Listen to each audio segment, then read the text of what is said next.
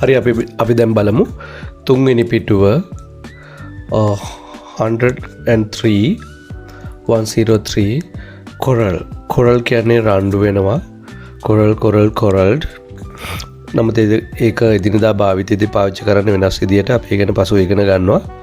ඊළඟට quit කියන්නේ ඉවත් වෙනවා. quit එකත් past tense එකත් quit, past participle එකත් quit, hit cut let put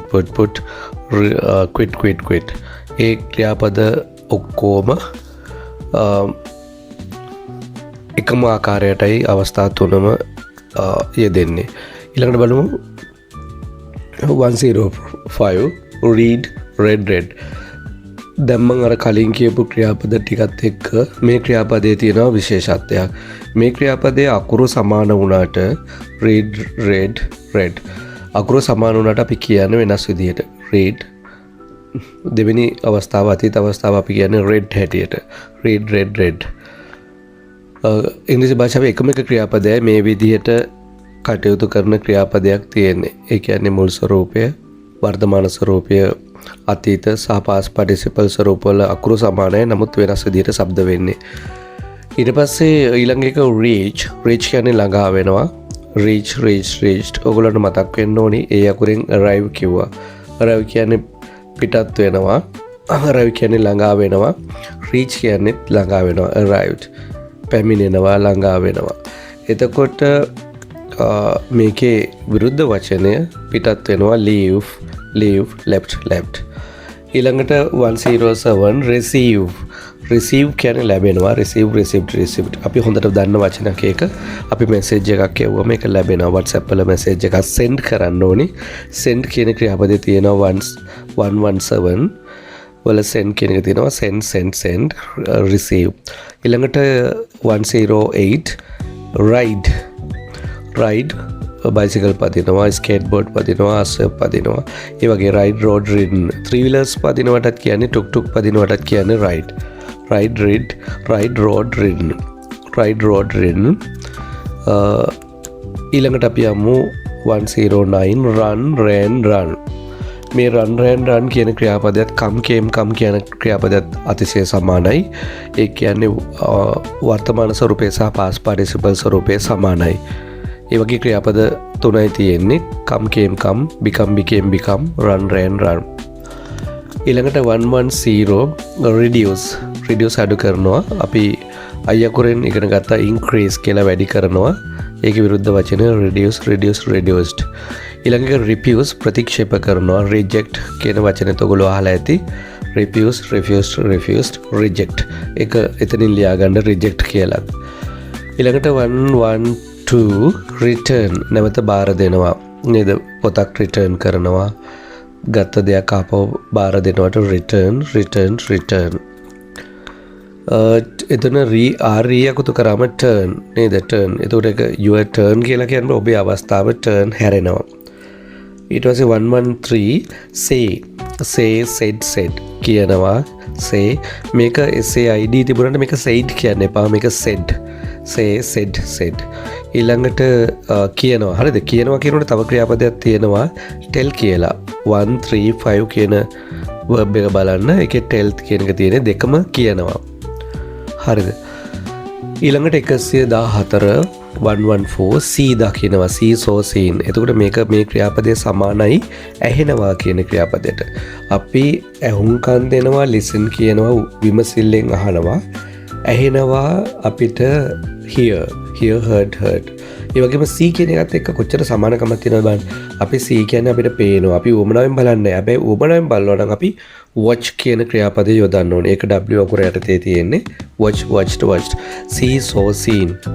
ඊළඟ ක්‍රියාපදේ show පෙන්වනවා. මං ඔයාට පොතක් හරි පින්තූරයක් හරි ඔයගොල්ලන්ගේ ක්ලාස් එකට පෙන්වනවා. show short. ඊළඟට SCW මේක save නෙවෙයි, මේක sow කියන්නේ මහනවා. sewing thread, sewing class කියලා අහලා ඇති. මෙහුම් පන්තිය, මහන නූල්, sewed nේද? so කියන ක්‍රියාව ගොඩක් වෙලාවට ඔයගොල්ලෝ කලාතුරකින් අහන්න ලැබෙන නිසා මේක මතක තියාගන්න අමාරුයි. send යවනවා send. smiled. අපි එල් අකුර යටතේ තිබුණා laughed කියලා. smile hina වෙනවා. ඒකම එක සිනාසෙනවා. හැබැයි මන්දස්මිතය දත් පෙන්නන්න නැතුව hina වෙනවට වගේ තමයි මේකට smile කියන්නේ. ඊට පස්සේ sell කියන්නේ විකුණනවා. sell sold. ඔයගොල්ලෝ කඩේවල වලට යනකොට දැකලා ඇති sold out කියලා බෝඩ් එකක් ගහලා තියෙන සමහර බාණ්ඩ වලට. ඒකේ විකිණිලා ඉවරයි. sell sold. හරිද? ඒතර sell කියන එක sale කියලා එකකුත් තියෙනවා විකිණීම noun එක. නේද? sale කියලා අවුරුදු කාලට එම තියෙනවා. ඒ විකිණීම එක noun එක. 1 2 0 sing sang ඕනම කෙනෙක් දන්නවා සින්දු කියනවා sing sang swim swam swam නේද? ඒ වගේ එක රිද්ම් එකක් තියෙනවා මේ වචන සෙට් එකේම. ඊළඟට sleep නිදා ගන්නවනේ. නිදා ගන්නවා slept.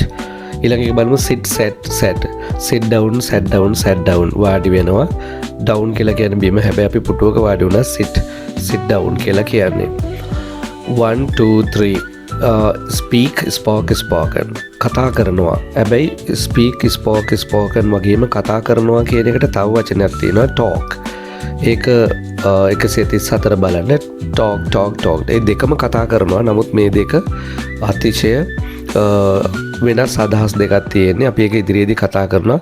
පැහැදිලිවම වෙනස් අදහස් දෙකක් තියෙන්නේ. ස්පීක් කියන්නේ කතා කරනවා, ටෝක් කියන්නේ කතා කරනවා. ඊළඟට අපි යමු 1 2 4 steal is stolen හොරකම් කරනවා. steal is stolen හොරකම් කරනවා. ඊළඟ stand up කියන්නේ නැගී සිටිනවා, නැගිටිනවා. එතකොට understand කියන එකත් මේ කිට්ටුවනේ. under කියන එක විතරයි මේකට එන්නේ. understand understood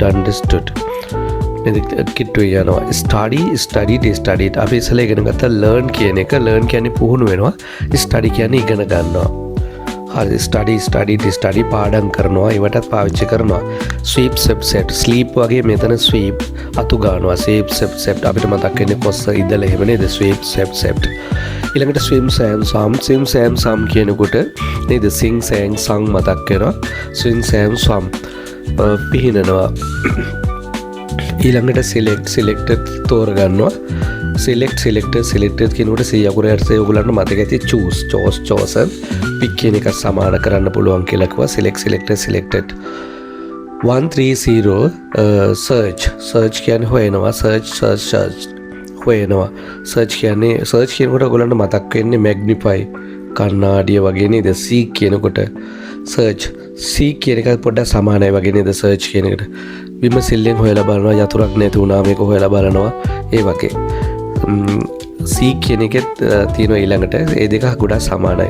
seek විමසිල්ලෙන් බලනවා නේද? ඔගොල්ලෝ ඇති cover page එකේ ඇති magnify කණ්ණාඩියත් එක්කම ඒ පින්තූරේ seek sort save කියන එක ආරක්ෂා කරනවා, ඉතිරි කරනවා. ඒ ඔක්කොම තේරුම් දෙනවා. saved ඊට අපි 133 එක take කියන්නේ ගන්නවා.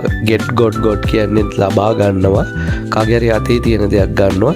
මෙතන කියන්නේ taken කියන්නේ මේසෙ උඩ තිබිලා අපි ගන්නවා. ඒක අයිතිකාරයෙක් අපි කවුද කියලා දන්නේ. අපි ඒක ගන්නවා. ඒකට take. හැබැයි කාගෙන් හරි ඉල්ල ගන්නවට එයාගේ කවකට පෙට්ටියේ තියෙන දෙයක් මං කියලා ඉල්ල ගන්නවට අපි කියන්නේ got. මේක කියන්නේ නැතුව ගන්නවා. ටිකක් හොරකම් කරනවා හා සමානයි මේක. taken. ඊළඟට 134 talk. අපි ඊළඟ ඉස්සෙල්ලා කතා කර ඉන්නවා. speak කියන එකට සමානයි. tell කියන්නේ say කියන එකට සමානයි කිව්වා. say said tell told කියනවා කිව්වා. ඊළඟට teach taught මේක කියනකොට ඔයගලන්ට මතක් වෙන්න ඕනේ catch caught.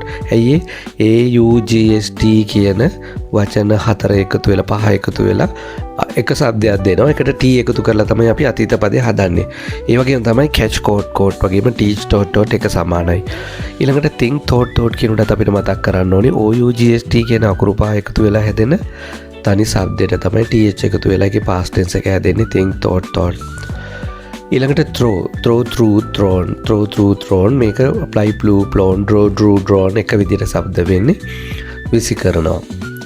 ඊළඟට ටච් ස්පර්ශ කරනවා නැත්නම් අපි තුමු ඉලෙක්ට්‍රිසිටි වයර් එකක් තියෙනවා ඩෝන්ට් ටච් කියලා තියෙනවා නේද අල්ලන්න එපා කරන්ට් එක වදිනවා ටච්ඩ් ඊට පස්සේ ට්‍රීට් ප්‍රතිකාර කරනවා නේද කවුරු හරි වයසක කෙනෙක් ඉන්නවා අපි ගිහිල්ලා යාට ප්‍රතිකාර කරනවා ඒ වගේ අදහසක් right ඊට පස්සේ අපි බලමු treated ඊළඟට 141 use පාවිච්චි කරනවා used අපි මේක කවුරුත් දන්න පදනයක් වචනයක් පාවිච්චි කරනවා understand understood මේ under කියලා වෙන් කරාම stand stood එතනතුව නැගී සිටිනවා නැගිටිනවා නේද ඒ දෙක එකතු වුණාම තේරුම් ගන්නවා understand understood 143 visit කියන ක්‍රියාපදය ඇතුලේ වචන දෙකක් තියෙනවා යනවා ගිහිල්ලා බලනවා ඒ දෙකම එකට එකතු වුණාම මොන හරි බලන්න යනවා කිව්වම visited කියලා අපි කියනවා ඊළඟට 144 wake up woken up අවදි වෙනවා get up කියලා මේකට ගොඩාක් සමානයි get up got up අවදි වෙනවා උදේ නැගිටිනවා කියන එක මේක ගොඩාක් වෙලාවට ඊට පස්සේ walk මේකේ එල්ලකුර શબ્ද වෙන්නේ walked නේද ඇවිදිනවා ඊළඟ එක work අරක walk WA තිබුණාම O සද්දයක් කියන්නේ WO තිබුණාම අ සද්දයක් කියන්නේ worked නේද word නේද word excel අපි එහෙම ඊළඟට want වමනයි wanted need කියලා අපි එන්න කුර යටතේ ඉගෙන ගත්තා no need කියන්නේ ගොඩක් අවශ්‍යයි want කියන්නේ අවශ්‍යයි ඊළඟට write wrote written ලියනවා ඒක අපි කවුරුත් දන්නවා ඊළඟට බලමු win දිනනවා win won දිනනවා ඊළඟට wear worn අඳිනවා ඇඳුම් අඳිනවා drew drawn කියලා කියන චිත්‍ර අඳිනවා wear worn ඒ දෙකම පටලවා ගන්න එපා watch කියන්නේ ඇඳුම් හොදනවා මොන හරි හොදනවා කාර් එකක් හොදනවා වගේ අදහසක් ඊළඟට watched නරඹනවා watched නේද අපි කතා කරා මොකද see කියන්නේ දකිනවා see so seen watch කියන්නේ නරඹනවා ඒ දෙක පැහැදිලි වෙනස්කම් දෙකක් තියෙනවා හොඳට බලන්න waited නතර වෙනවා අපි කියන don't wait නතර වෙන්න එපා waited ඊට පස්සේ yell at බනිනවා yell කියලා තනියෙන් තිබුණම at නොදා යටිගිරියෙන් කෑ ගහනවා yell at බනිනවා yelled at හරි එහෙනම් අවසාන තුන්වෙනි පිටුවත් අවසන් ඊට පස්සේ අපි cover page එක ගැන තව පොඩ්ඩකින් කතා කරනවා